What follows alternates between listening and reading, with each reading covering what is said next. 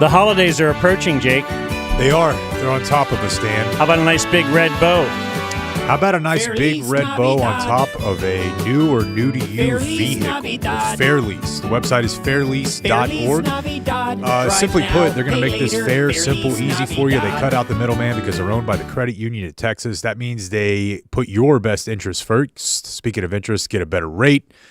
Make this as easy as not having to go to a dealership and doing it right from your phone, right from your home at fairlease.org. Choose Texas, choose the holidays at fairlease.org. Click request a quote, and then on the how did you hear about us option, select the dumb zone. We will supply you with a big red bow if you get a new vehicle or any new vehicle new to you through Fairlease between now and Christmas. Create memories. Create some memories. Get laid. Get paid at fairlease.org.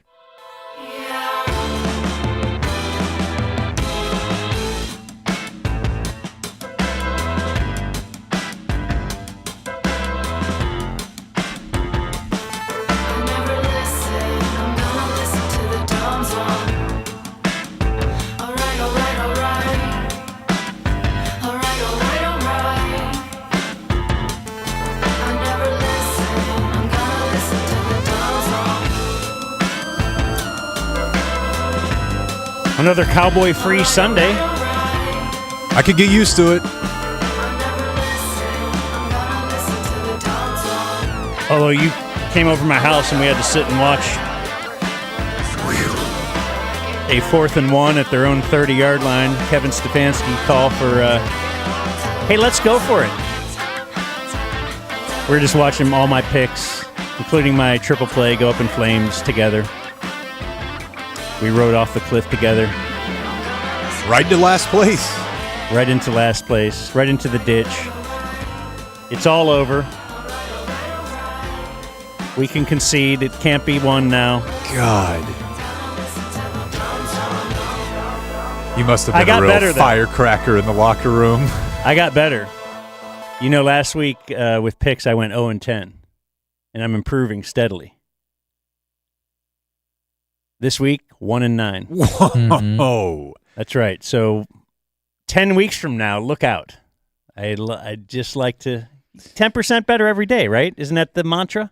Yes, it is. There we go. And I got 10% better. So I think your losing is over. This is just the hero's arc. You'll end up saving our season. Yes, you can't have darkest before dawn. You can't have a great comeback story without. Yeah, you're like Rudy. Everybody loves him. Right. He's the best. Talks to you. Anyway, happy Monday. So effing cold in the D. It is, man. I mean, I was so depressed last night, too, like taking the dogs out, thinking, like, this is the start. You know? Yeah. There's no, like, another 3 weeks, it'd probably start cracking. No, it just cracked into cold. And I despise cold. It does bring us the fire. Can't have a fire without the cold, but I'd rather never have a fire. I think I fool myself into thinking that I would like this or could handle it the same as the heat, you know, in my dreams of living in an older city. But I probably couldn't. I was reminded of that this morning. And I'm not trying to be, hey, didn't you grow up in Ohio guy? But I am trying to be perspective guy, also known as gay. The fact that it just started, you have to be appreciative of. It was warm on Thanksgiving. This will be over by, for the most part, like the end of January. All right. Well, still, we're at the beginning, and I don't like it. I don't love it either. I'm going to New York this weekend with my wife and daughter. Wow. And quick trip, leave Friday, come back Monday. But I was not, I don't know. I did not wrap my head around how cold it will be at this time of year in New York and how much of a pain in the ass it can be. Oh, yeah. Why'd with a you small pick child. now? And because it's Christmas and we want to see the Christmas stuff. Oh, okay, yeah. See the big tree? Yeah, there's all sorts of stuff. Get the Matt Brunig Guide to the City for Christmas. So, go ground zero. It's gonna. Yeah, I think they have it decorated. What about the? You going to go to the ESPN zone? Isn't that where you and Joe got in a fight? You're pretty close. You're mixing up a couple stories, but yes, the fight we got in actually occurred after a little hole-in-the-wall place called Sbarro's in Times Square, where my family local delicacy, local treat there. But cold sucks. I don't love it. It makes me not want to exercise. I know that. We had that trip. Oh, I know. Can't get any steps. Had that trip to Austin the other day, and I stopped for some Tex-Mex on the way. A Taco Bell, it was called. It was fantastic. Got the app. Wow. Yeah. I finally got the app. So, but that's a little peek into the weekend check. Don't want to give you that right now. What we want to give you right now. Hi, Blake. Blake's back, everybody. Hey. Blake Jones. Back with his mustache. Back from, I don't know, wherever you were. I guess we'll hear about that on the weekend check. Maybe. The mustache is just incredible. Jake's. It's a different mustache. I'm trying not. A little tinier, and then you get that haircut, and you could be some kind of a guy who barks a lot of orders, and people quiver in fear because he is their leader, and he has worked all the laws so that nobody can vote for anyone else, even if they tried to. Who Twitter detectives now think had a micro penis. Oh, no, that's not new. That's not new. New to me. These things get recycled. Okay. Hitler's gas, Hitler's mangled dick. One ball. Yeah, I've heard that too. One testicle, I believe. Now that you say that. Yeah, Blake will write you a warning. I have other plans. Anyway, Jake got pulled over on the way.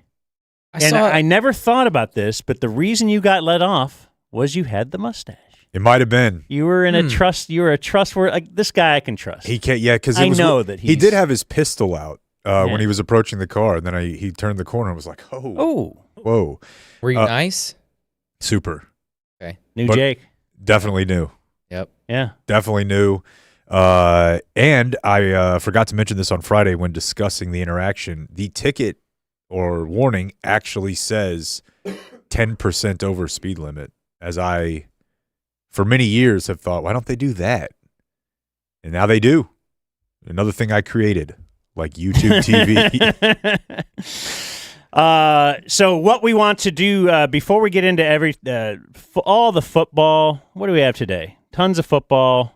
Sarah Hepola will be here. Sarah's Hepolas will be here to talk fantasy football. Let's see. Lane Kiffin looks like he's on the run sheet for some reason. Every few years, we put Lane Kiffin on for the exact same reason. We'll follow up on some Romo audio, and that's basically what's coming up on today's show. Also, a Brandon Aubrey announcement. I don't think I told Jake. He has alerted me that he would be available live from Detroit on Thursday if we wanted it. Wow. Game day. Wow. I think that's a resounding yes. I said, well, we live in the Game Day Men's Health studio. Can we do it during the stream Thursday night? He'll be busy during the stream. Oh yeah, that'd be great. We'll be on if he has time. Sometimes it looks like he's just hanging out. What about a halftime guest? What's he doing? Like, they're not like, oh, here's what we're going to do in the third quarter, Brandon. Like, he's just standing over there. Hey, you still kick it that way? We're good. Derek Holland style. Yeah, have him do Clayton some remembers imitations. one of my favorite sports moments of all time. If I can, I should make it my goal to find that. But they were in the World Series, and Derek Holland was doing play-by-play as Arnold Schwarzenegger, and someone with the Cardinals gave one a ride like to the wall. And I remember thinking, had that gone out, this would have been forever viral. Like, as he's just Harry Carey calling a 3-run Pujols blast to give the Cardinals the lead in Game 3 or something. Insane. Yeah, I don't think I have that. I'm looking. Derek Holland was once interviewed as Kermit. Oh, Game 5? It's possible. Derek Holland full? It's possible. Maybe we can investigate. Derek Holland became a star last night. Well, that's He joins us from the 7 corner minutes. of the dugout. We'll figure it out. Imitate it back to me. We got to get you guys to hear him do that. Guys, this is the We're World in for Series all this again. stuff. Whatever you're willing to do, we'll listen. 2 balls, 2 strikes. First Running with the count 3-2. We'll see. foul back and a good battle between. All right. We'll get to that. it. We'll look Yeah. into that. Right now, though, We'll go beyond the clip. We've teased this a little bit. So we're bad at promoting our show and at growing the show and going 5 wide or whatever. We're bad at all that, right? Yeah. So we're going to try and do something for 1 month or 3 weeks at least to better us in that regard. We don't do this throughout the year, really, but we're going to have it'll all culminate on December 22nd, which is a Monday, right? Yeah. Yeah, 3 weeks from today. We will do our Dumb Zone Subathon. Dun, da, da, dum. Da, da, dun, da, da, dun. So if you subscribe, we will donate. And we're all the proceeds from the Dumb Zone Subathon will go to the North Texas Food Bank. We were looking for something that might kind of be a natural with our show. Blake has given money to the hungry in North Texas. Now he is generalized or localized his. His is very micro. This is more of a macro thing. We're going to give to all who need food in these times. We won't have it delivered, No. Draw the line there. but We won't give a ride to anyone, I don't think. right. But we will donate your money. So now this is and our money. even if you just donate, like if you just subscribe. So we have our YouTube numbers, we have our Patreon numbers, we have our Substack numbers, and by the end of the day on December 22nd, we will say how many did we have December 1st, how many do we have now? Okay, so we have this many more YouTube subscribers. That's just a free thing. Like you could just tell a buddy, hey, go subscribe, pump up their numbers a little bit. $1 will be donated. So you subscribe to YouTube, we will donate $1 to the North Texas Food Bank.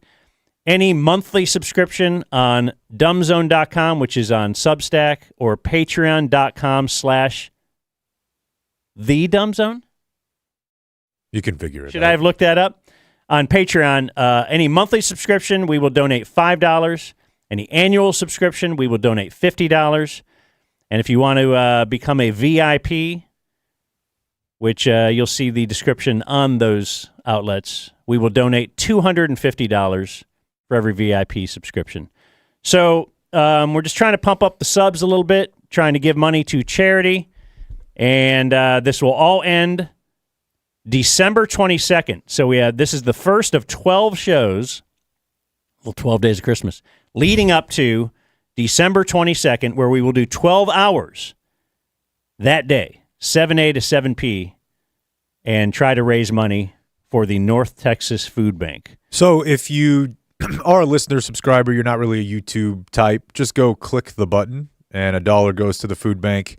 Maybe you're already a subscriber and this is an opportunity to give a gift, and you feel, feel like some of that's going to the food bank as well. We got to put up a link so you can easily gift a subscription. And I should also mention that in that VIP option, which is like, what, $420 or something a year, that comes with an invite to the Dumb Zone's generic Christmas party, which will be taking place. Now, you're probably missing this year's, but if you want to go to next year's, we got a big time planned about 8 days from now for friends of the program. That'll get you into that. That's worth that alone. I think anyone gets in that is a VIP. That's what I'm saying. Yeah, you won't miss this year's, I'm saying. Oh, if you We'll get in still before invite then, you. go for it. Go for it. You got Because we are time. at the limit, but I don't have to go. So, like, we're not at the limit. oh, I We're thought not we were at the limit. Whatever. Thought we have too many people. I am volunteering to not go there. I would like. Yeah, I know you are. You're locked. I'm trying to be cool. I don't want to invite the world, but I would like to make sure all VIPs get in. All right. Over the limit. So this is our subathon. Tear that place down. There you go. Yeah. There's some promotion. See, we're good at promotion. Right now, let's do a weekend check. It is brought to us by Community Mechanical. Man, I was so thankful for Community Mechanical this morning, sitting in my office where they came out and installed the mini split where you can get heating or air and, frankly, ventilation right there in one unit. They've helped out me. They've helped out Dan, Blake, Brandon Aubrey. The list goes on. Oh, Dan. yeah. I forgot about Brandon. Community DFW is the website. CommunityDFW.com. Travis at CommunityDFW.com is the website. Get that preventative maintenance schedule. That's what you have, correct, Dan? PM, that's right. They discovered some pretty big problems up in the attic, too. So get that taken care of. The holidays are approaching. They really are. You don't want Get this a big thing, red bow on your...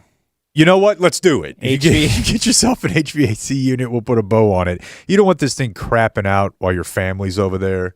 No. You got a bunch of junk going on, trying to entertain people. Do what we did. Do what Brandon Aubrey did. Call Community Mechanical. Hit them up online. CommunityDFW.com. And the phone number, Dan, call or text anytime, is 469-667-7290. You think you have a problem? They come out. Maybe somebody else told you it'll be $10,000, and they'll tell you no. That's what they did for Brandon Aubrey. Now he's a customer for life at CommunityDFW.com.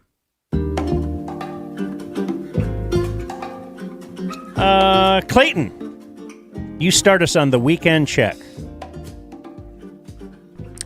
Foodie CK. Yeah, so Friday drove back from the event afterwards. Big round of applause for Clayton. Big round of applause for Clayton. We are now in the... It's kind of a gift and a curse for him because we're now in the phase where things just work so well it's expected, and I kind of forget to be like, hey, this is great. Everything works really well. Great setup at the bar. Friday. No, it was awesome. TC did a great job filling in for Blake's mustache. I thought Clayton was a lot better, but go ahead. Hey, humble, yeah. So yeah, I was after these events, I'm just so jacked on adrenaline that I wasn't gonna be able to sleep or go back and just sit in a house. So I just got in the car and drove back. Stopped at Buc-ee's, met the DeSoto traveling party as they were heading home. I hit that Buc-ee's twice. Oh, I hit one. I hit the way one, down there and the way up. Yeah, I hit the one at the corner right before you get to West on the way down. Oh, Drove yes. down Thursday. Okay. Listened to Brad and Babe. And so great. Let me send you a box score so you know the outcome. But I had to get home. Had to get home Friday night because Saturday I needed to watch some college football in the morning. And then we had a little PLE in the evening. Oh, yeah. ESPN was promoting that. A little Survivor Series. Yeah, I've had to explain that WWE is on ESPN to too many people. And the response is, why? And that's my response. Well, what's the first letter? Is it an entertainment? W. No, ESPN, they don't care. Oh. I just couldn't believe that the ease at which Stephanie coasted through the Survivor Series on the female side. Although Becky Lynch kind of stole the show. You'd probably have to agree. That was good, Jake. That was really good. I prepared. Yeah. So yeah, watch that. I wasn't happy. What does that cost you? What's the damage? What's that set you back? So I have a bundle through a thing called my parents' Hulu account. Okay. So I just log in on that on my computer and But so they don't charge you per event? not on ESPN. Like you have to have like the ESPN Plus, like Right. The $30 whatever a month their thing. whole Yeah. upcharge thing is. But I think through the bundle it's nothing. How old are you? 38. Still on your parents' Dude. teat. I pay my mom's phone bill, so it's Okay. We do this for Little trade. that little trade. Yeah. You're I'm just wondering, am I ever free of this? It doesn't seem like it. No. I was never on mine. So I never, but I would have, I guess, probably tried to write it. Although I think I have a little self-respect. I have plenty of friends who don't. I mean, I remember know George, TC's on George his. was talking about his sons being on it until they were in their 30s. Yeah. Maybe still are. I don't know. TC definitely. I mean, is. it's more affordable. I put my mom on ours because it's more affordable to. It's always be part of the family always plan. the common retort to which I say, and Yeah. what day of the month do you send them your portion of that every month? It tends to typically be zero. Right. Clayton, They're going to pay for it anyway. what do you mean? If they're bundling Hulu, Like they have it. They just gave him his login. Like I'm on my parents' YouTube TV. They're paying for it. What if they're Either only way. paying for it because they know Obviously, he needs his wrestling? YouTube TV doesn't charge you per user, and if they do, if you get caught, they charge you like $10 more. A phone plan is another $100 to $150, Yeah. or maybe $80 if you're saving, which is $1,000 over the year. Nobody's sending the remittance home to mom and dad. But to Dan's point, my mom won't call me on Saturdays. Like she knows that I get to skip my Saturday call if there is wrestling because I will That's be great. invested. So That's like golf. You just say you do it, and then everybody has to respect. Well, 5-6 hours, he's just allowed to be gone. yeah. Here's wrestling night. But I wasn't really impressed with it. Writing wasn't that good. The endings that they did for some of the matches The weren't. writing. No, I heard the War Yeah, they Games write all that. ended with a bit of a fizzle. Yeah, it was just kind of meh. Wendy's. Uh-oh. Wendy's is trying to get into the tenders game, and this is why venture capital can't buy our fast food restaurants, folks. Oh, no, another case. BlackRock owns them, Vanguard owns them, and they're just tanking everything that we loved about Wendy's. Portions are getting smaller. We already know they lost the bacon wars from previous weekend checks. Yep. And now they're trying to get into the tenders game. And, it's like if Taco Bell does it and then you still haven't done it, it's kind of like just sit this one out. Yeah, it's good analysis. And they're not even they're just the most generic. They're the same tenders that you buy at the grocery store in the hot food section. So they're not like Clayton is predicting the downfall of Wendy's right here. yeah, Wendy's is Because I saw it. I saw something similar firsthand, I think, with the Macaroni Grill. I would go there twice a week with my kid. Yeah. She loved it, but then Crayons. you just noticed, the portions are smaller now. And, oh, wait, that free ice cream she gets at the end of her kid's meal, now that's $1.29. Oh, okay, I guess that's not a big deal. Yeah. And then the ice cream's a little smaller. Huh, okay, I guess that's not a big deal. Then the portions of spaghetti were smaller. All right, well, after a while, and then it's like, nobody's going out to eat anymore. I guess that's why this restaurant failed. Like, I noticed. So I You can't. thinking a guy like me isn't going to notice? Oh yeah, I don't know that I can confirm this, but as far as the outcome of it, but do you recall the Chipotle study that one guy did? Yeah, like if you go in person, you get a much higher or bigger. There may be a couple different versions of this, but what he did is he bought the same thing for X amount of days, and just tracked the decrease in.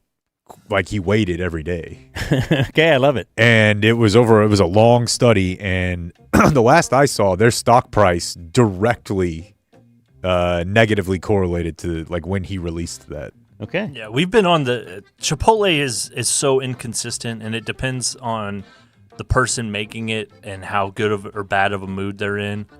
And Well, they would have loved if I was working there, because I used to do that when I worked it. Oh yeah, dude. In the kitchen. I'd be like, you know are what? Are these your beans? Yeah, they'd tell me one ladle of spaghetti sauce, and I was like, that's not enough to cover that. And I'd Right. slap a couple on there, but I realized the bid is if they can get one less ladle for each order across the United States, we save $500,000. Well, bad play in the long run. Yeah. you're gonna lose a valued A guy like customer. Clayton, Right. I haven't been to Chipotle and don't even know. and that's what I'm saying. That has directly affected their stock price. Yeah, they lost me. My daughter was in town, as you know. You saw her, right? Yeah. She was on the game stream. Unimpressed by anything on a football field. Yeah, I'm not surprised by that. You don't. Like, I wish there was a world where you could sit down with somebody who's intelligent and interested in the world and be like, I know this isn't your thing, but if you try to think about everything that's happening here in front of you, which, again, I can tell you, spoiler for my weekend check, if you take a little bit of mushrooms and watch football, it really starts to be like, this is the gladiators. This is the Roman Colosseum. And, she's like a smart person interested in different cultures and stuff. But, I think the deflection of this sucks, everything around me sucks, probably a little bit too tough of an exterior. Well, we did. She was good on the game, though. Yeah, she let the game come to her. Yeah, it was fun. Did our usual thing. I don't know if you remember our usual thing, but she loves to go to half-price books. In fact, she will hit like everyone in the Metroplex. Okay. She likes to see how many she can go to in a week. Then we go to Chan's Mongolian barbecue, which is fantastic. Can't beat it. And then never cutting your portions. Then you stop at Andy's. Oh, they can't. Chan's, you make your own portions. Then we go to Andy's for a little ice cream. Then had an outdoor fire on Thanksgiving Day. The fire pit outside. Phenomenal. It was a good day. No wind. And it was like 60. Then we went to Austin. Controversy was around Blake. Because somehow this turned into like my fault that Jake had to drive with TC. TC last week is like, hey, do you want to drive together? And I'm like, okay. I didn't want to drive together. I don't want to drive. He didn't say that then, though. 3 hours in a car. This isn't about TC. It's about you. Right. Yeah. Yeah, nothing That will become more clear. Nothing personal. Do you want to drive with me? No, because I know you don't want me there. Okay. Well, so you love company. I acclimate. If I was with Chappie, we'd talk the whole way down. If I was with you, I wouldn't say a word. Steve Berline. And I'd be fine with both. Well, anyway, I ended up telling him like that. I thought I was out of it because his original reason he was asking me is because Jake is leaving at a time he does not desire to leave. Early. And I said, okay, I guess so. And then it turns out Jake was leaving at the same time as me. So I said to him, I thought you were like, then he told me that midweek. He's like, oh, Jake's actually leaving at the same time as me. I was like, oh, okay, cool. I took that to mean I don't have to drive you. Then the day before, he's texting me, hey, we cool to leave tomorrow? I'm like, I don't want, no. Then I told him I don't want to. And then Jake gets mad at me and he's like, hey. Well, it's important to note push here. This guy off. This isn't a 4-year-old that somehow. It's important to note here. He is a 30-whatever-year-old man whose parents pay for his phone bill and he has a car. Yeah. Unnecessary. Well, but I'm just bringing up it is important to note that since 5 minutes TC and I were going to the game, I was going to be driving TC back on Saturday.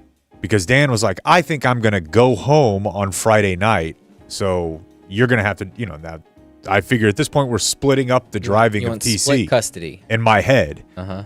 And then I get a text on, Thursday night that says, from TC that says, hey, can you pick me up? Or not pick you up. He didn't go that far. He was like, can I ride with you tomorrow?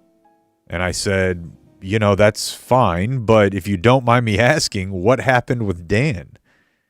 And he just simply replied, Dan says he does not want to drive me. And I replied, all right, well, that's kind of some bullshit. I don't want to drive you either. But I will, because now I don't really seem like I have an option. You have the equipment. I told you on the phone that day, what if you just told him, I can't? You're going to have to drive yourself like a big boy. And you want to know what's funny is TC is so ingrained in my life that when you said that to me, I said that out loud, and my wife just goes, because it's TC. You wonder if you were driving him.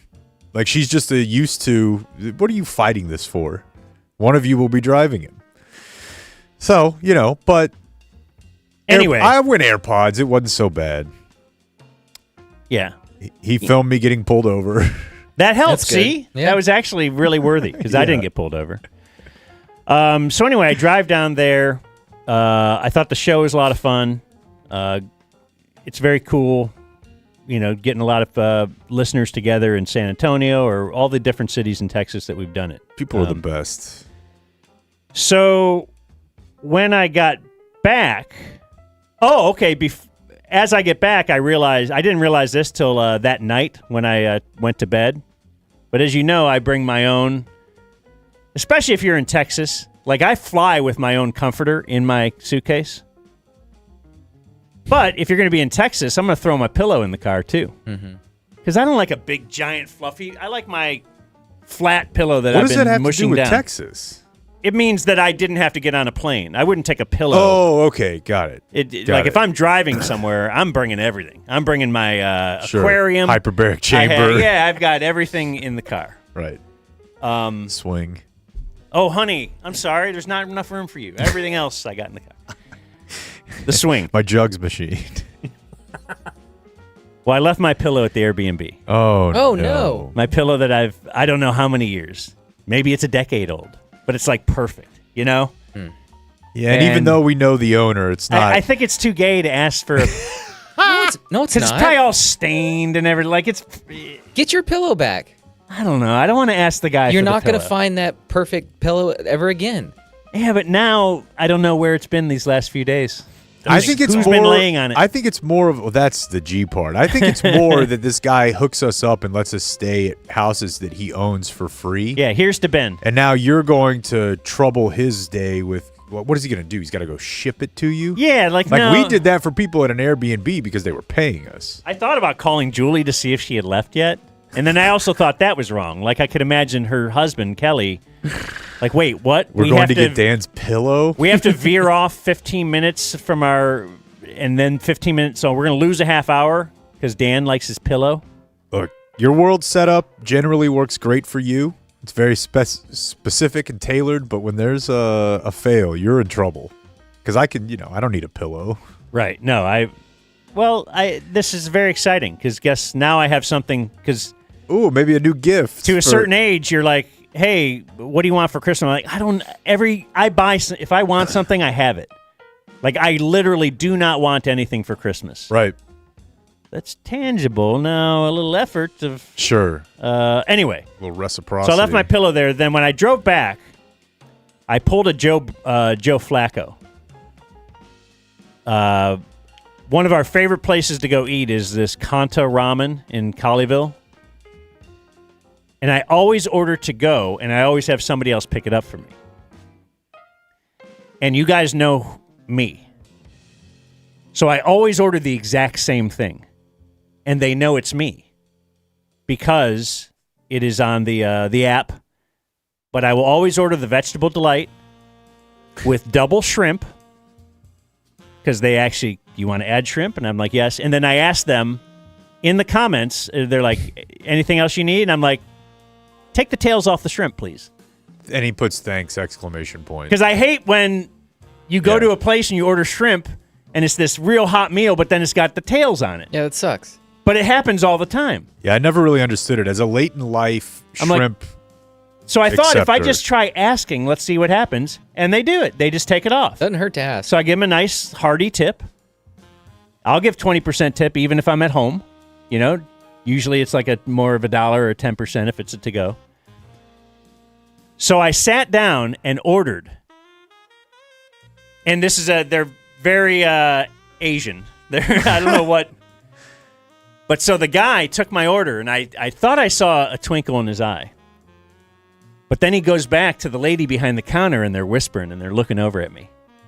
And I think they know this is the guy. Like, they know I'm the guy so much that once my wife went to pick up my order, because one time I decided, you know what, I'd like to try fried rice there instead. So I did. And when my wife got there, they said, we thought the order was wrong because it's this guy's name and email. Yeah. Awesome. That's great. But we care about him so much. He's so good. He orders from us every week. He must have hit the wrong button. So they didn't have my food ready. Wow. And she had to sit and wait for it to be made. That's customer service. You'd prefer right there. that. Yeah. Rather than some willy-nilly approach. Right, That's because true customer Some service. BlackRock company. Right. No, they're fantastic. Like, they just want, God, it doesn't seem, this isn't what he orders. But then they saw, they must have just, I must be an anomaly to order the same thing every time, like all that. And so then they were whispering, and like I felt like a different, weirdly kind of famous. Like, I'm famous in that restaurant. Sure. And There's the guy, man. they finally saw him. Oh, this is what he looks like. You're the shrimp tail guy. I'm the shrimp tail guy Yeah. that orders double shrimp. They hate you. Maybe. No, dude, he's pumping Having to money take all into the that. tails off every time. It doesn't matter. He's ordering. You're there in the kitchen with them now. Like, do it there. You're asking for extra work. Don't. They're not a fan of you. If I order ketchup on the hamburger, don't give me a pack of ketchup on the side. You are standing with the hamburger with the bun open. But, Put it on. You're asking him to do more work than they're used to. But he's tipping. He's ordering They consistently. love me, dude. Yeah, Everybody loves me. They don't see that and say, "Yeah, I'm happy to do this for this guy." Oh, they absolutely do. Top shelf. All right, we Black need Rock. a sponsor right here. Can we make this Game Day? Sure. Game Day Men's Health. We got to mention we're in the Game Day Men's Health studios. 12 days. We have 12 shows leading up to our 12 hours. And wouldn't you see, Game Day Men's Health, 12 DFW locations. They're made for the holidays. They're everywhere. They are made for the holidays, whatever that means. Sure. Because if you're feeling better, you're going to be enjoying your holidays more. I can already tell you that's a big part of this for me, just the stress of all of it, the time that you don't have to get things done around the holidays and enjoy the family. Shout out to Aaron Gathman out at the Rowlett location. Dude, you know Aaron out in Rowlett for 1 second. You know he cares about men's health. Yes. I was thinking about this too. I probably don't highlight this enough because I go once a week. You're literally in and out of there, Tony Romo. Like you walk in and you're in your car 2 minutes later. So if this is something you're worried about, Then you go home and do the old in-out. You know what I mean? And Hell see if you yeah. can beat that 2 Sex. minutes. At gameday.dumbzone.com, that's how you start this process. They'll check your T levels for free. Maybe it's not something you need. Maybe there's something else you could get into. They do peptides if you're looking to lose weight or recover from injury. We've had friends who took advantage of the peptides for that, for soreness, joint pain. It all starts by going to gameday.dumbzone.com, hit up one of those 12 area locations, and should you get on the T, 10% off TRT for life for Game Day customers. In fact, 12 shows, 12 How can he keep locations doing of this? Christmas. Our first honoree is Aaron Gathman for the 12 locations. And we're going to make a parody song What? about the 12 Game Day locations of Christmas. Overpromise. We're not going to do any of those things. But yes, Game Day Men's Health does bring you my my weekend check. I'm going to start with a little bit of this. Yeah. It's okay. Nothing works. I mean, you should have heard us at the remote on Friday. We didn't mention that part. We need you, Blake. Well, actually, I guess Let's we try don't. Let's find out what our kids are consuming in the Dumb Zone Kids Content Corner. Woohoo! That's right. It's the Return of the Kids Content Corner. We take a look at some of the influences and inputs that our kids are subject to. This is a Christmas edition, Dan, as the Christmas content is back. So, by the way, where do you fall on that? Like, we won't put on the explicitly Christmas-themed stuff in the summer because we're trying to establish the run. I love that. I think I do, too. I don't like that you can watch a Charlie Brown Thanksgiving in May. Yeah, we don't let it happen. Oh yeah, Brooks wants to watch Elf in April. I won't let him. Yeah, we've got some really annoying Netflix shows here. They're like Elf-based. They may be all related to the Elf on the Shelf, like the lore and universe therein, which those got launched this morning in my home. Oh, Because no. I'm a slave to that. But that's the stuff we want to talk about here. Maybe political themes, moral issues, representation in children's content. And then other times we just ask the question, are they trying to make dad horny? I take you now to Elf's Pets, a Fox Cubs Christmas tale. This is available on Netflix.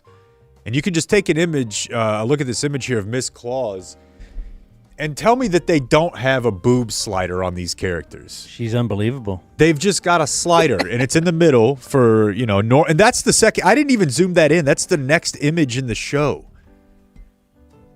Like, just hefty Mrs. Claus melons. I think this is a problem with you. And, And that's why I wanted it sponsored by Game Day Men's Health, because I may just be getting too horny. Well, the thing, first of all, she's very hot. She's very hot, and Yeah. she's just Her absolutely skin looks perfect for filling- the age she is. filling Yeah. out that Christmas dress. Her hair is well done. Or whatever that is. Go back to the last picture. because it's funny. It says she wants a little friend from the North Pole. Yeah. Oh, she's laying it on pretty thick throughout. And Santa, of course, I'll give you a little friend. It follows the Blake Very Jones little. King of Queens model. Santa's disgusting. It's not like they made him look like Hey, he works Vin hard. Diesel in this adaptation. He's still a slob. And then he's just got like the most dime piece gilf of all time standing there. And what I'm telling you is, male or female, somebody sat at a computer and was like, give it more tits. Oh, yeah.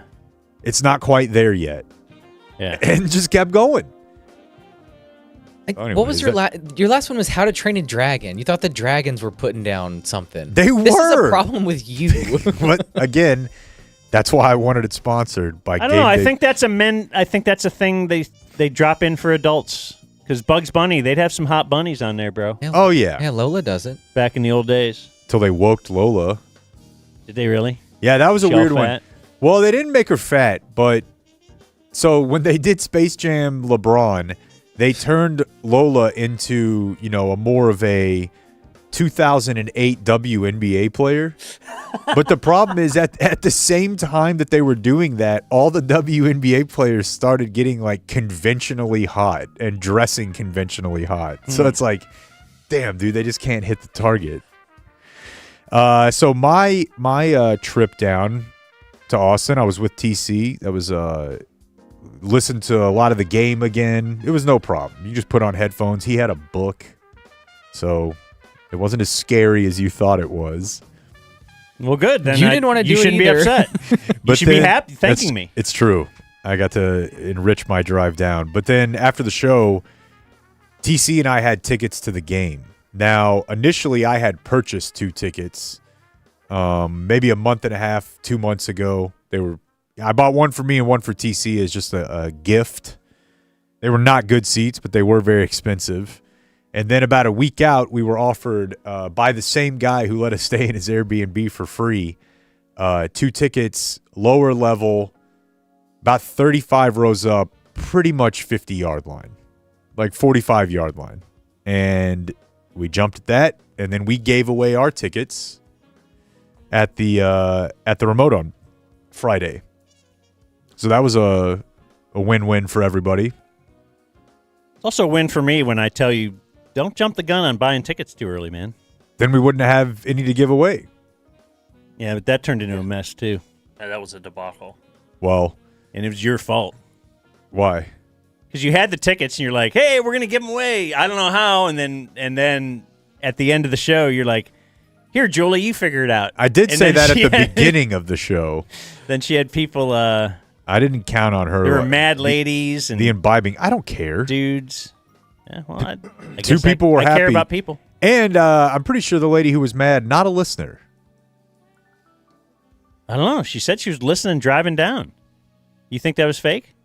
I do. Interesting. But we'll see.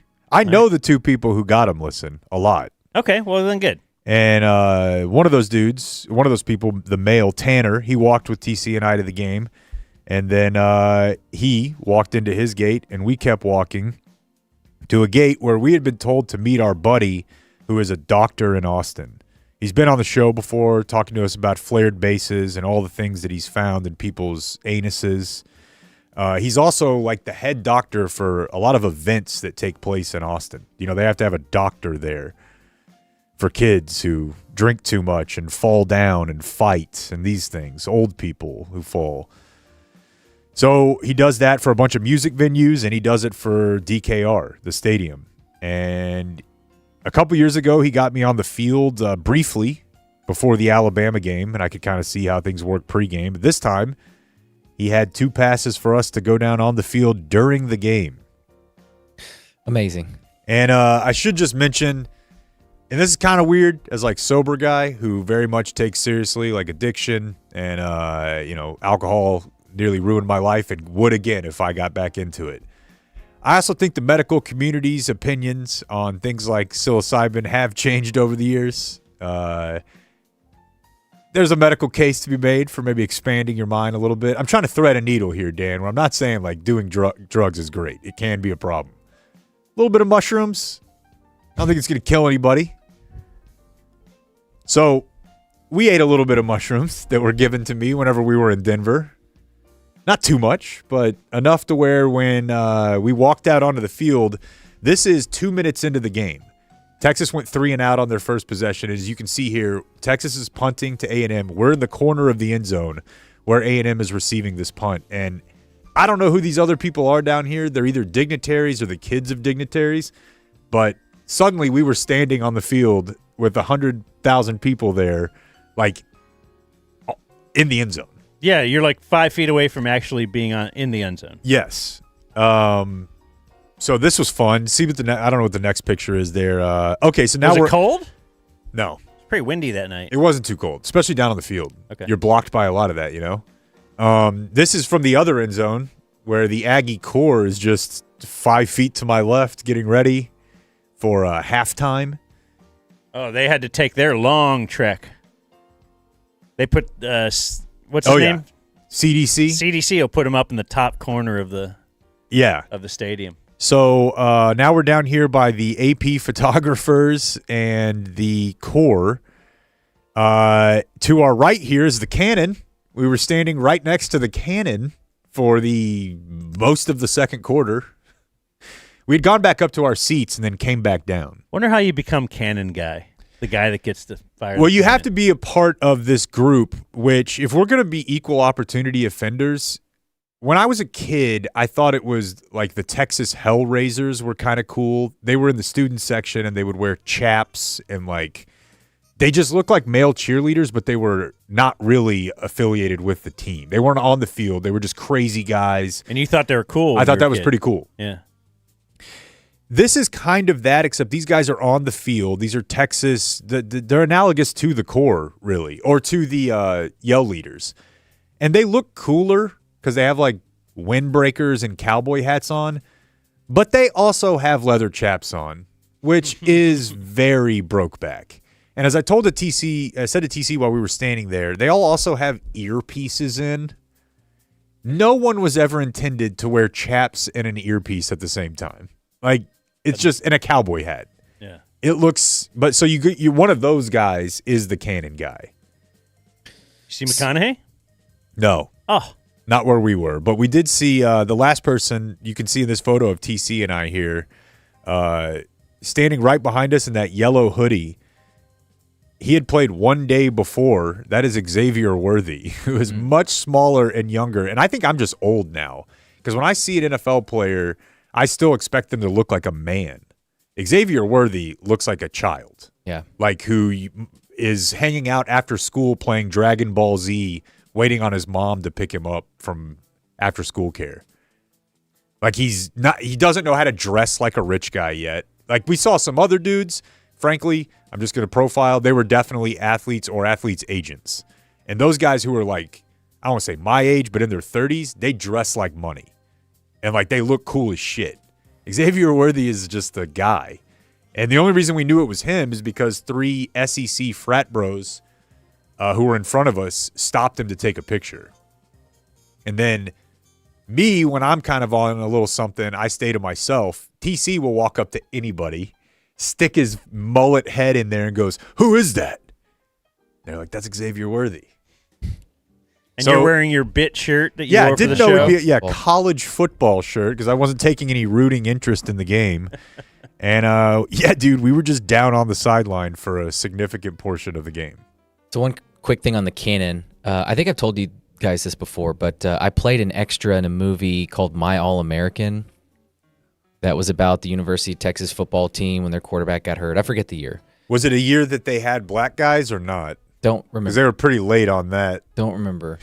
But they had to bring that cannon to the Cotton Bowl during filming, and so they had a cannon guy, who thought he was the coolest dude.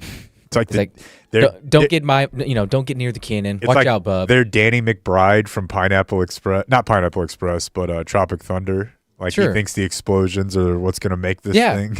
Yeah, very fitting. And then I had to wear the chaps and the whole bit. But it was pretty fun. Yeah, I'm going to guess since this says it took place in the 1960s, and there was really only one of those years where Texas had black players, that somebody decided they'd make a movie about The good old days. That's a wild choice. Based on a Jim Dent book. Well, there you go. There's your cover. Well, no. Have you ever dug into his story? We could do a full Kim Spin segment on that. Oh, wow. He called into the Musers one time whenever he was on the run in Mexico. Jim Dent he wrote The Life and Times of Jerry Jones, which is a book I bought I thought we've had him a few on, months no? ago. I haven't. No. He's been If he's been on the run, then I haven't had him on. He's got like 15 DUIs, and spent a lot of time in jail, was on the run. I could be butchering details of this, but legit. He wrote The Junction Boys. The Life and Times of Jerry Jones is a book I bought that I want to give to you because it's way better than even the documentary. It was written in like 94, 95. The 12 Mighty Orphans, the Fort Worth.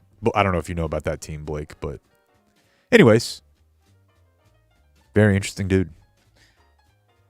Um, And then I don't know. I'm trying to think if I have anything else from the game. It was a wild experience, man. I have a piece of audio from the game. Okay, I'll just tell you. I got back at the Airbnb. It was a super fun game. I feel like Texas. The most frustrating thing for me about watching Texas, I erroneously said I don't trust Arch the other day. It said I don't trust or like Sark. But I also think that clearly Texas has to play under the Manning's rule. Because if you watch Texas play for a full game, which I guess I've probably only done like 3 or 4 times this year, it's so clear that Arch is the best athlete on the field and could be making that offense work so much easier if he kept the ball 10 to 12 times a game. And it ain't happening. Oh, the Mannings don't want him to be a scrambling quarterback. I promise you they made promises of like, this is how we intend to use him. Interesting. We want to get him ready for the NFL in the way that you think NFL quarterbacks should be getting ready. And that's not to say they're not going to have any. Even a running quarterback, you're trying to make them into a passing quarterback once they're in the NFL. Right. But I think Arch Manning reminds me a lot of Josh Allen. And maybe a better version. But, dude, when he just puts his foot in the ground and goes, it's easy for him. How many times do you take a guy who was your change of pace running quarterback the year before, and then the next year when he becomes your starter, or the next couple years, you're like, well, we're taking that part out of his game. But anyways, getting prepped for the NFL is their number one thing they want to do. It makes it frustrating, but you get it. So Texas won, obviously, and I guess all the schools do this now. But as soon as, and by the way, that's a freaking nightclub in there. I don't know how Rick Ross and Maybach Music got affiliated with UT's football program, but it gets dark. They turn the lights down, and it is like club rap music like I've never heard before. Like they've bought into we're the Lamborghini program. And, Sark wears that and dresses that way or whatever. So at the end of the game, right as it hits zeros, the screen cuts to a clip of Mike Elko, A&M's coach, saying, this is the premier program. And it is clear now that Texas A&M is the premier program in the state of Texas. And then in very TikTok or meme fashion, it was a quick clip of Tyler, the Creator, the rapper, just going, psych! And that was after the game? Yeah. As soon as the game ended, it's Mike Elko clip, and then Tyler, psych! And then the beat dropped, and the lights went out, and it was effing mayhem. Yeah, that is and awesome. And TC was like, I go to a lot of college football games. I can promise you Notre Dame's not doing that. Yeah, no one is, I would think. Taunting. The guy's still on the field. Yeah. That sounds great. And then our exit somehow to walk back to Cain and Abel's, there were 2 routes. The shorter one, mileage-wise, was through campus. And, a lot of people walk through campus, but I remember doing it when I was a kid. But when we were walking out, it was just us and students. Must have been awesome. We were surrounded by 10,000 students choked into little pathways trying to get through campus back to their dorms and apartments. It was effing mayhem. Loved it. Loved every minute of it. And then I just want to say this. I'm soft launching my new year today. Join me. It's a Monday. It's the first of the month. Get started on the things you want to do Jan 1 today. Clean up those habits. I went to bed early last night. I didn't snack. I made my broccoli. I went to Dan's house on Sunday to work, something I'd like to make a habit of. Why not Soft start launch. today? Get a little early work in. Go to the gym, do chest today, like you would if. Well, today's Monday. I like New Jake, but could New Jake become too annoying? Like, you don't want a guy pushing you into. I'm just saying. I remember I there like was positive I guy remember if there was a he's- time. It might have been last year on Kind of like invited July himself 1st. over every Sunday. There was a. I know, yeah. There was a time where you did something like this. There was like it might have been like July 1st, or it was like the half year, and you Yeah, claimed, you're right.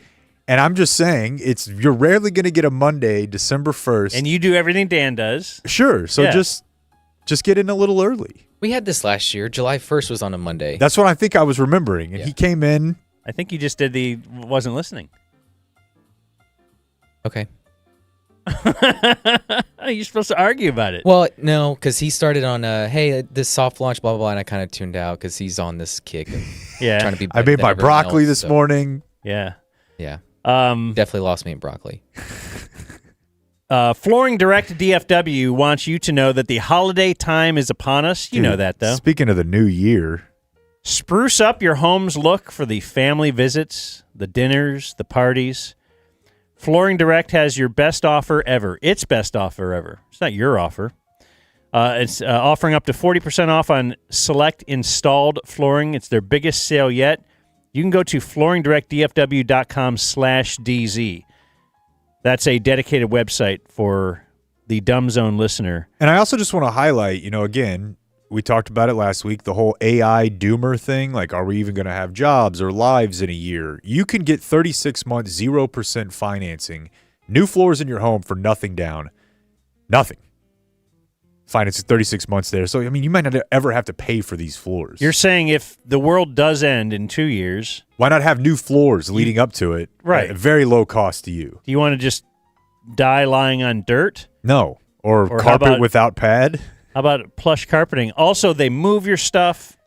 Important. They move it in, they move it out, they put it back. They keep everything real clean throughout the process as they go, so they won't let your home look like a disaster. That's what you get when you're not dealing with some national chain. No. FlooringDirectDFW.com/DZ or call 972-449-9456. We'll put a big bow on your Big new bow, floor. yeah, we'll do it. FlooringDirectDFW.com/DZ. I have a Football Blake. I have a shortened word submission because I heard this while watching College Halo recently. Go on. I don't even. Just let him go. Aren't all the kids in college in Halo? Like, No, those are professionals. This is like a legit, Yeah, they're like, 14. Yeah, professional 14-year-olds. yeah, It works New backwards. Hampshire, whatever, has a Halo team. They played. I do remember They seeing did a a 60 tournament. Minutes about like Marquette having a video game team, and Is it this like really club pissed sports? people off. Like, I was on the racquetball team It might be club. in college, but Yeah, it was yeah. club sports. I had friends who did like ultimate, but it's still extremely competitive. Yeah, anyway, I don't know. It was on. I was interested. The shortened word is getting dope for dopamine. Well, So that's already what it is. I know, but that's what like the kids are saying. Okay. They pulled off some triple kill or whatever the heck, getting dope right there. Okay. I like that, but I've always taken dope to be a short for dopamine. Even though it then gets used for like, because when you're a kid, you're like, oh, dope means dummy. And that's why dope is drugs. But it's like dope is dope. It's like, that's good. But If we're to do so a full dope being linguistics. awesome is about dopamine? I've I- never took it that way. I assumed it was because, Yeah. well, Grandma would say, yeah, they call it dope because you're a dope if you smoke it. that's because grandma didn't want you to know that if you smoke it, you're going to be happy as hell. That's right. Your dopamine. Yes. Grandma hated you. So sound hip to your kids and say getting dope. Okay. Uh, These are helpful holiday tips. Yes, yeah. Shout out to the 42 group. I got a picture in there. We played last Monday. If you're interested, email me. I'll add you to the list. We played at the Connie Rosso in Carrollton. Had a really fun group. So appreciate everyone coming out. Sounds kind of great. looks like the lady that was trying to win tickets. So now, It does, actually. now Yeah, that would be Ava, and that would make sense. She went to A&M. oh no, she's a huge listener. Big I think listener. that was actually her. Yeah. I think Yeah. that's her. Yeah. Wow, feel like she a loved. jerk. She's into the show so much. She She went to goes to your Domino's and I just trashed her. dumb little. Yeah. It's not game. dumb. These are our listeners. Well, I said the game is dumb, not them. I'm blaming Julie. I'm sorry. Sorry, Ava. Julie. Damn. Now I owe her Girls- a football ticket. Well, girls get. They're They get catty. jealous of each I other. know. Yeah, she's not going to give a girl with big jugs the tickets. Anyway, That was that he didn't just make that offhand comment. That was a stipulation for winning. That the was ticket. one of Okay. one of the All right. brainstorming things. And how can we give these away? Biggest jugs was Sure. one idea, uh-huh. which obviously did not get taken because Julie was the. Anyway, fans of the game, 42, want to come play, hit me up. It's a fun time getting the people together. Sounds great. Connie Rosso. Yep, showing some sponsor love, listener love. Just say it's awesome. Yeah. Damn. Next picture, we wore ties for Thanksgiving. I got Berline and Ted Emmerich to wear ties. And well received. Everyone thought we looked sharp. You do. And the game was cool. Post Malone, horrible. Do you do a plaid tie with a plaid suit jacket? Don't you go plain tie? I've seen people do it. Like Followell does it, and I never understood it. But then he would kind of defer to like, yeah, but he's like a professional. Pick this, which is true. Like That's what I was about to say. those guys go to places and they So tell them, Followell didn't say, "Oh, I may have made a mistake." no, you're right. But I will also deflect and say that the guy said it's okay if you cross your lines. Okay, I don't wear any of that. it looked trippy when I looked at you. You'll never catch a like this sort of pattern of flan. Like I'm not. Jackets are sacred, and shirts and ties, solids. I couldn't hear a word Post Malone said. Now, maybe it's a bad angle, but that place is notorious for not being a good acoustic stadium for concerts. Yeah. So couldn't hear any of the lyrics of his songs. Not that I could recognize it anyway. But even when he was addressing the crowd, I don't know, I thought it was horrible. They spent 10 minutes trying to get that dumb stage out there. He performed 2 songs and was gone. Yeah, I wasn't really all that in tune with it because I'll continue to make your weekend check about me because you weren't here on Friday. Mm-hmm. I watched the game with Kristen's family, which I've never watched a Cowboy game. I haven't watched a Cowboy game with family in 10 years, dude. I just don't do that. But it worked out this way because I always had the post-game show. So I was always at the station for these. There was never an occasion for me to be watching with family. And she had some sort of like tertiary family members in who are from Kansas City. And the dude is a big Chiefs fan. Now, her family don't really care what I do at all. They barely know. So he doesn't know or care at all. And so he's like I'm sitting there and I'm trying to keep to myself that I care about this game, but he's, hey, like Brandon went out there and he's like, this guy used to be a soccer player. And he's like saying things to me. And I forgot to even bring up on the show on Friday when TC was like, so they just didn't realize how cool you were. He was saying things about like Patrick and what he's heard about. I mean, I could have been like, I've done like a commercial with this guy. Didn't do that. Good. Just sat there and acted completely. So the other thing is, You were training for keeping from us that you win the lottery. yes, Yeah. Was it I you? don't personally know Post Malone, but as you'll learn Thursday night when my friend Brick comes to the stream, I feel like I knew about who he was when like a very small number of people did. I went to the show. He did at Trees. And now they were talking to me like, hey, I think, this guy, he was actually always in the country. He just kind of took a break to do the rap. They're explaining the history of Post Malone to me. And so I just was like, I'm out, dude. I can't sit here and watch this.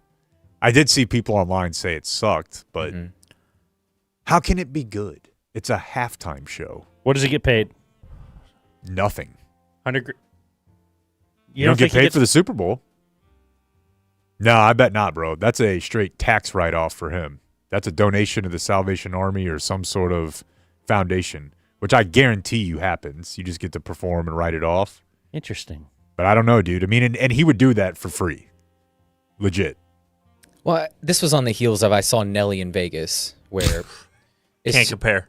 Well, as soon as Speaking of mushrooms, I have a buddy who was at that game and had taken some and was like, at the Cowboy Raider game, was like, and then Nelly walks out. It's like, but they had the stage ready. It sounded awesome. yeah. And then Nelly's a pro's pro. Well, I think Vegas is just better suited for that kind of stuff, Yeah, it's good. and AT&T is not. Then the next, They never have concerts.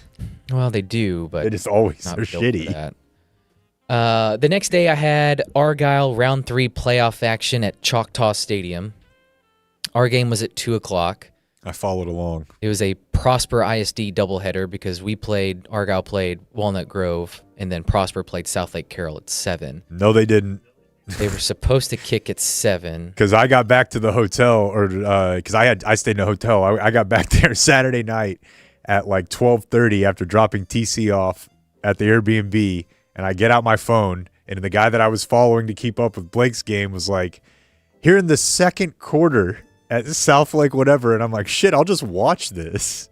And it was over at like 2:15 in the morning. What happened? Lightning. Weather came in. And on our way out to the car, it started to drizzle.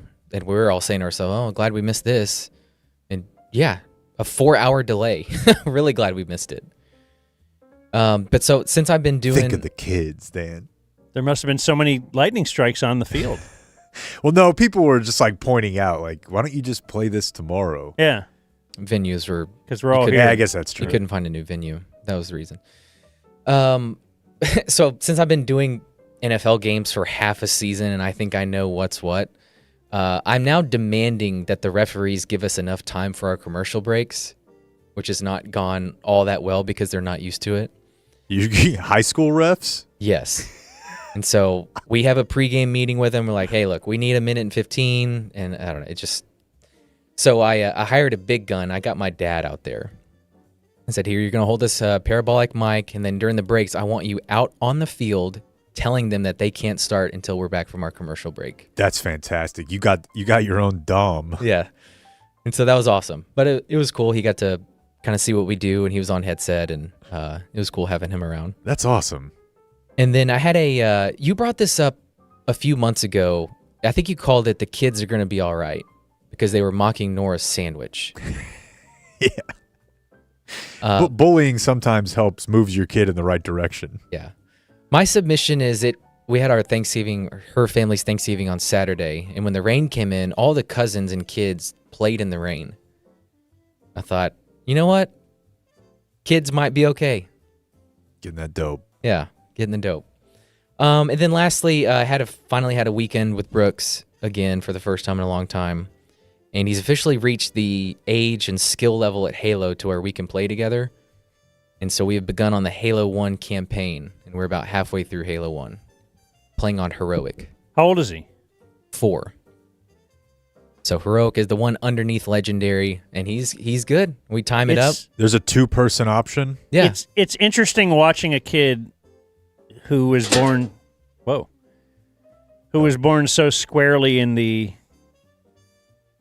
technology that we have now. Right.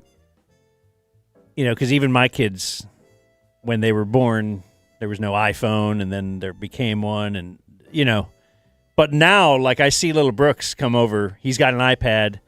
Share the Wi-Fi with me. He zips around that thing like with more dexterity than my wife does with her iPad. Yeah. And my wife spends a lot of time on her iPad playing games and watching shows. But this guy is zipping around. Yeah, passwords, this and that. He knows the deal. Yeah. Yeah, I think I've told this story. Like he was downloading movies. When he first started playing, I think I said this, I'd have to set it up to where like he couldn't die, infinite ammo, shows the enemy location, all that. Then I realized like this is not my dad who's never going to get it. This kid can get it. Yeah. So I just said, do this, and then he's slowly begun to figure it out on his own. But us playing together is like there's strategy now, and he's understanding the story of like, hold on, wait, we're going to shoot this big guy together. 3, 2, 1, do it. And then teamwork. Like, how you fun. said when Bronny was 4, we said I would take a 20 whatever first round draft pick and just use it on Bronny when he was 4 years old, right? Yeah. Why not?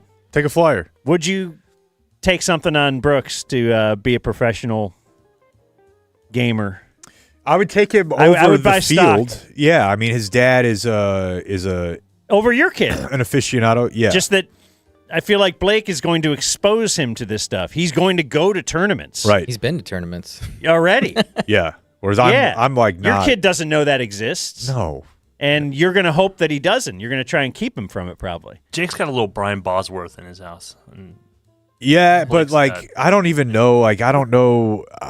I think I was good at video games. Maybe that was a misperception as well. But I used to I played like in Madden tournaments because I could beat my friends. Like, so I played at like a Don Pablo's for a King of the Couch tournament. Played it at Best Buy. Yeah. But I don't know that my kids like seem like they would be good at it. Like Nora's not like itching to play the Switch I bought a year ago. She has very little interest in it. It's because you're not into it. And that's probably it. Yeah. So yeah, I think Blake's kid could probably get a Scully Yeah. for Halo. Getting dope. Is that a wrap? Wrap. All right. Well, I got a bunch of sports audio that I'd like to get into, but it first reminds me of one-day doors and closets. How about this? I'm not sure we can go with big red bow on every new door in your house, Right. but if you get some one-day doors and closets and replace new doors in your house this year, and you should, they're solid, real wood doors. Like, And they fit. go knock on one of your interior doors, probably hollow.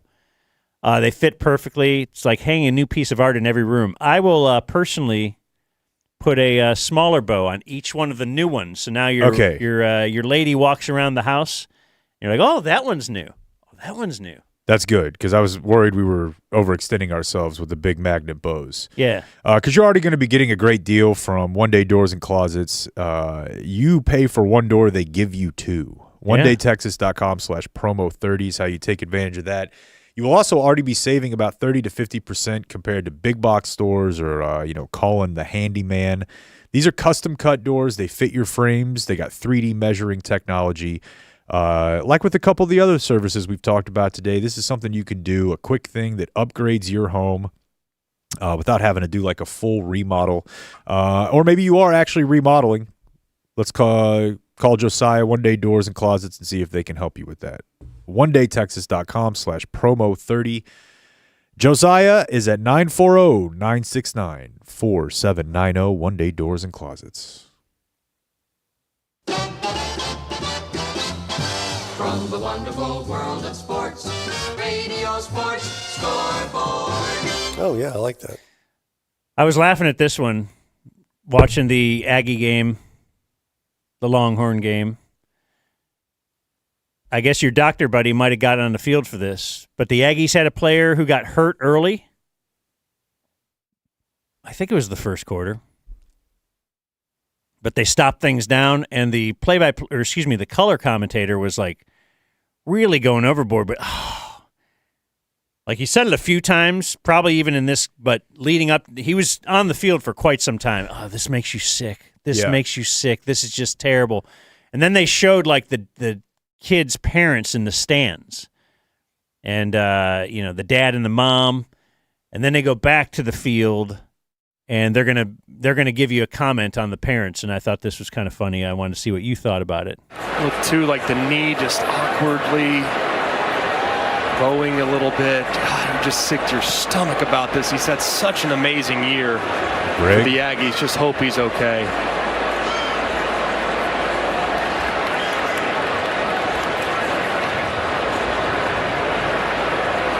His dad, a major influence, as you might expect, in his life. He told us, Marcel, a funny story last night. He said when he was in high school, he asked his parents to go drive separately to the games because he didn't want to drive home with his dad because he just thought if it didn't go well, there might be a little too much information and critiquing on the ride home. Hey, here's a funny story. His dad was really abusive. Sounds healthy. And yeah. Like Sounds he wouldn't want his parents to drive together because his dad would be up his ass so hard if he didn't play well. PSA we played last week. Right. Yeah, we had to play for not being too hardcore with your kids. Yeah, that's brutal. But hey, you know what? Dad thinks I was right. Look, Scully. I got him here. Oh, I got a shoddy. You guys want to hear a shoddy? Sure. Let's see. I got to pull it up because I made a drop out of the other part of it. This is called Count the Bingos. I'll give you one of the bingos because it was a drop at the end. Shoddy. Oh, wait. No, that wasn't it. Where's my shoddy drop? Oh, Yeah. Here's the shoddy drop. That was my shoddy Nance drop, but here's my other one. That's now on the bingo card. Ah, a nice cocky sniff. Cocky sniff. Yeah. So in this one, somebody had asked about the new players coming in and Shoddy getting to know the new players like as people, not as players. So do you think Shoddy loves? He loves answering that. And count the bingos, okay? Remember, sniff is a bingo, and it will be at the end. Yeah, well, again, one of the things that we do here is, I'm a family first guy, and one of the things we do here on, Saturdays, the day before the game of home games, is we have the families come up and they watch walkthrough, and they actually get way better access than you guys do. Sorry, not sorry, but and then again, I walk around and I'm trying to be, as intentional about it as possible. But wow, my wife is great. Bingo. She tries to reach out, and some of the position coaches, but. Been a lot of moving parts, but I'm always going to check on those guys. And quite honestly, when some of the things happen with Marshawn, I've reached out to the guys that are no longer here, and I want to check on them as well. Why? Because I love them, I care about them. Just because they're not here doesn't mean I don't love and care about them. Good grief! That was a nice one. That's the current coach of the Dallas Cowboys. So he's texting Deuce Vaughn to make sure he's cool? Why? It sounds like it, yeah. Texting players who aren't here anymore? And what was the part about his wife and the position coaches? Like, trying to get people together for... I don't know. It's obviously... but that's the current coach of the Dallas Cowboys. The former coach of the Dallas Cowboys, Jason Garrett, for some reason was doing color commentary on the... Was this Thanksgiving evening? Yeah, it was Ravens-Bengals. My triple play, which went up in all kinds of flames. So Collinsworth, just like, I don't want to work Thanksgiving. You know what? I want to prove Aaron Andrews wrong. If you get to a certain level, you could just say, I'm not working Thanksgiving. Apparently. So they get Jason Garrett in there. And if you think Mike Tirico and Chris Collinsworth is not good, you should try Mike Tirico and Jason Garrett. And another twist here, we're going to get to Garrett telling a story. And he may be America's worst storyteller. Yeah. But they're coming out of break showing clips of John Madden eating turkey. Uh-huh. And I thought this was just a Fox or I don't know. This is an NBC broadcast. But every broadcast is talking about how great John Madden is. Now, Jim Nantz will sicken you with this. Like I said this Friday, Blake, Jim Nantz is making me hate Thanksgiving and John Madden. Two things that I thought you could love forever, but Jim Nantz is like, John Madden. Look at it. Look at him there. Look at that video. Oh, what a coach. Anyway, they're coming out of break with some John Madden stuff. This is a turducken right here. You know what a turducken is? It's a deboned chicken stuffed in a deboned duck, stuffed in a deboned turkey, and 2 kinds of dressing. And you see, you cut it like right down here. Some things just go together greatly. Most didn't know what a turducken was until John made it world famous, right? It's such a great part of Thanksgiving. We'll have our presentation of the turkey legs and the MVP of the game, John Madden MVP of the game. So every station has the John Madden MVP? Yeah, it was confusing. We're not doing that just for No, now because now everybody you get to say I won the John Madden MVP. If you're like, how many of we're gonna have 6 of these a year, and everybody wears the patch now. So every team that plays on Thanksgiving, regardless of what game you're playing in, you wear the Madden patch. Okay, I don't like it. I don't like it either. All right. This John Madden Thanksgiving celebration coming up after we are done. 29-14. Just went to the end zone. Touchback. Turkey leg's been going on for generations, and I've got a guy with me who has won a turkey leg. You did when you filled in and beat Brett Favre, and there you were. How about that? Turkey leg. Huh? That's a few years ago, 1994. And it was a great day for us. We had a heck of a team back there, and those guys all bailed me out. But I did get a John Madden turkey leg, and the story goes that I kept the thing for about 20 years. So take note of this. He's going to tell this story. The story goes that I kept the thing for about 20 years. I had it in the freezer in tinfoil, and we finally moved. Look at this. You found it. Is this the actual turkey leg? That's it right there. Are you kidding me? It's not. There was mold all over this thing, and finally, we got to get rid of this. But you kept it for 20 years in the how about freezer. that? Can you believe it? Lamar trying to get his offense rolling to Isaiah. Okay, so we just heard the story, right? There was mold all over it. He kept it in the freezer for 20 years. Yeah. And we heard the story. Yeah. Okay, let's just keep going through the play. To Isaiah Likely, the 40-yard line. So tell me the rest of the story. You hold this. Get this out of my plate here. Yeah, so you had it. It was a pretty memorable day for me. Okay, so now we're going to get the rest of the story. How could there be more? For me, and I'm like, hey, I got a John Madden turkey leg. You kidding me? I folded it up just like this, and I put it in the freezer, and we moved. And we're cleaning things out, and I'm like, what is this?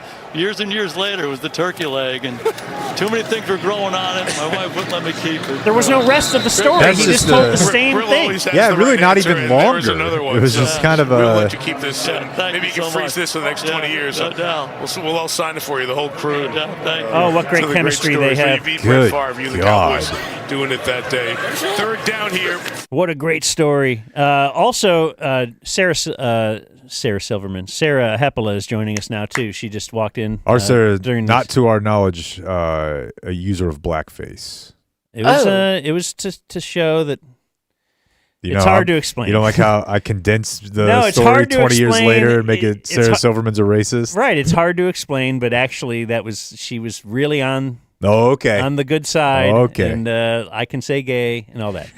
Hi, first guys. of all, Hi. no mold. You don't get mold on something in a freezer, right? That would not happen.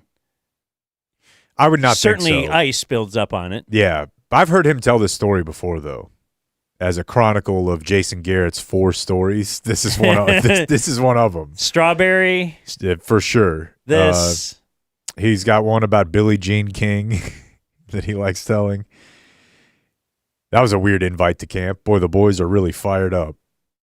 Here to I'm talk not to saying you it's guys. not a great story, but I don't know. I know, but you're 23-year-old black kid. Joseph Dunbar. And hey, don't get too excited, but here's Billie Jean King.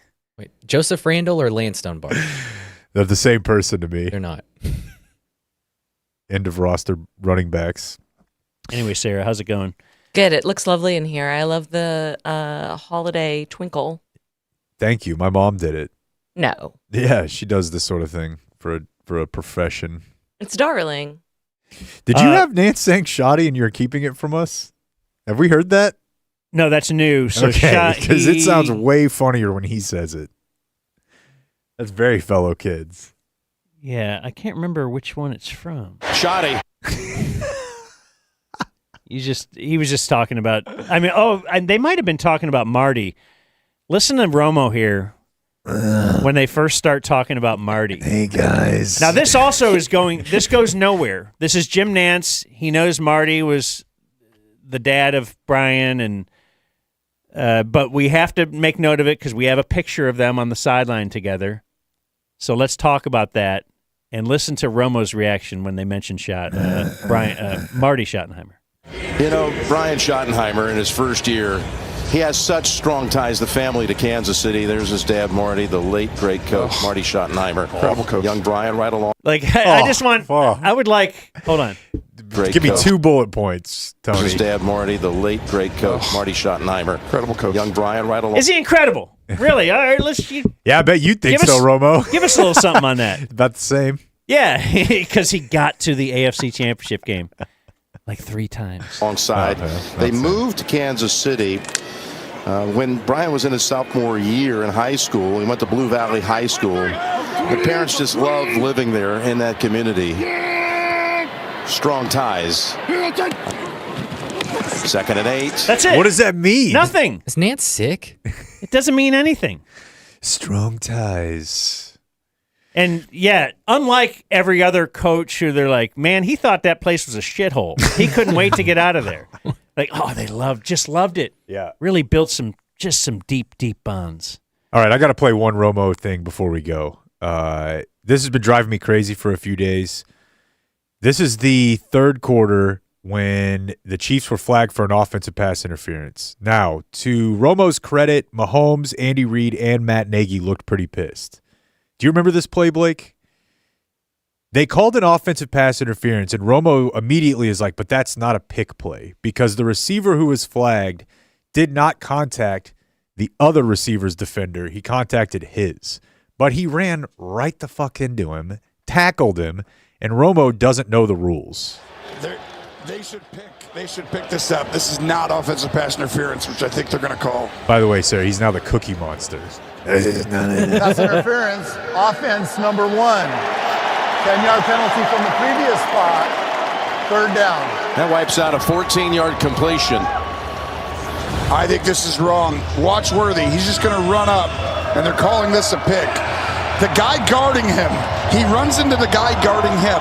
He doesn't pick the guy guarding Hollywood Brown. All right, I hate to be pedantic here before we hear from Gene, but imagine a regular pass play where your guy's guarding you, no pick intention, but your decision is to just run into them and tackle them before you break. That is the definition of offensive pass interference. The guy guarding the other guy, so I didn't pick him. Right, but the penalty's not called pick. Right. It's offensive pass interference. He runs into the guy guarding him. That is, he's like, listen, that's the guy guarding me. You know how many times I run into him? Every play. Did you like that call, Gene? Yeah, you know what? Even though he's not the player guarding the receiver, Jim, that contact and separation is not legal in that scenario. Okay, here's Pacheco taking a pass and coming up about 6 yards short as he's bounced out. Yeah, they get back to it later, and Romo just does I still don't agree with it. And Gene's like, I'm the law. I'm here to tell you what the rules are. Romo, I don't know. I kind of see the Chiefs' point. Here's the thing. He doesn't know the rules. You can't block even on a screen. That's my point. Block everyone else. And Gene is making the very obvious point. Yeah, it doesn't matter, Tony. And I know this is a small thing, but he just flat out doesn't know the rules. If it's not something that happened in like the last year he was playing 10 years ago, he's lost. We lost. There is one other sports story that's interesting, and I think we could explain it to Sarah, too. Mm. And it could be brought to us by Qualis Roofing. They sponsor all of our... Does anyone have to pee? I'm fine, but we're way into overtime here. We're not way into overtime. It's 12:57. I do, but I really am thinking about Qualis Roofing. We're trying to give us some love to one of our best sponsors, like the original. Yeah, I mean, right in the I middle know of it, what I know about them is they don't like people walking around having to pee, and that they'll take care of your roof for you, especially with these storms, Dan. You're going to have people coming by, knocking on your door, soliciting.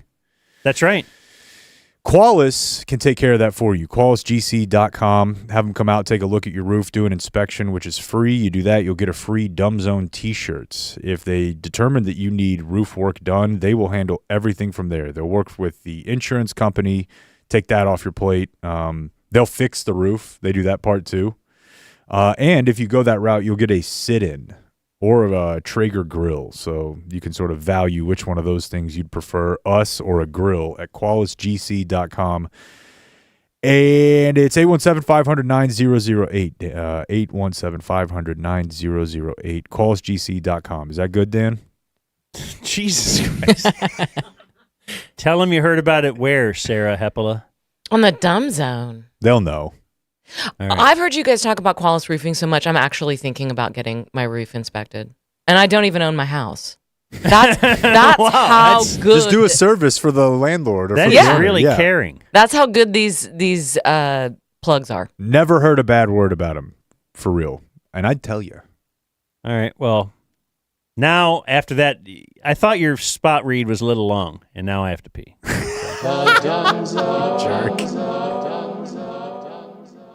I'm bananas about our 5-star installation package with a lifetime installation warranty. Rick Renner for Flooring Direct, slowing down traffic in a yellow jacket. Hey, no Chuck in the truck with his tailgate warranty. You know, when he drives away, there goes your warranty. We don't do that at Flooring Direct. We give you a lifetime installation warranty. It's transferable. Call now. We bring the store to you. Our pros are the nicest. We've got the best prices at Flooring Direct.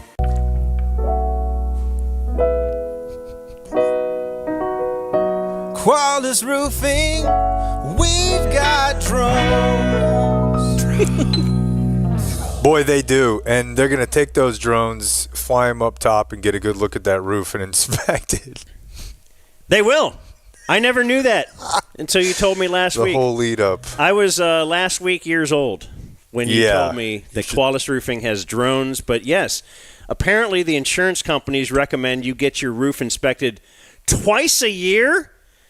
I think that's a little ridiculous. Let's at least make it once, though. But the drone makes sense now, though. Because you don't, I mean, if you're going to be going up there, once, twice a year? Yeah. You're going to need a drone for that. QualisGC.com. They're great. They're great with listeners of our show. We've had, tons of people just come up to us and tell us how awesome the experience was with Qualis. I don't have to have anybody to tell me how awesome my experience was. They put a new roof on my house. I wasn't sure if I needed one. I knew that we haven't had a new roof in over a decade. And they went up there, inspected it, and they're like, yeah, you got a lot of hail damage here, man. So we'll take care of it. They took care of everything. They dealt with the insurance company for us. I didn't have to do all the calls on that end, and all we paid is the deductible. So Qualis Roofing, go to QualisGC.com. Do they have a number? They do. The phone number is 817-500-9008. And all of those are interesting copy points. But there's one final one. That's where he was leading you guys in it. It doesn't. Qualis Roofing, we've got drones.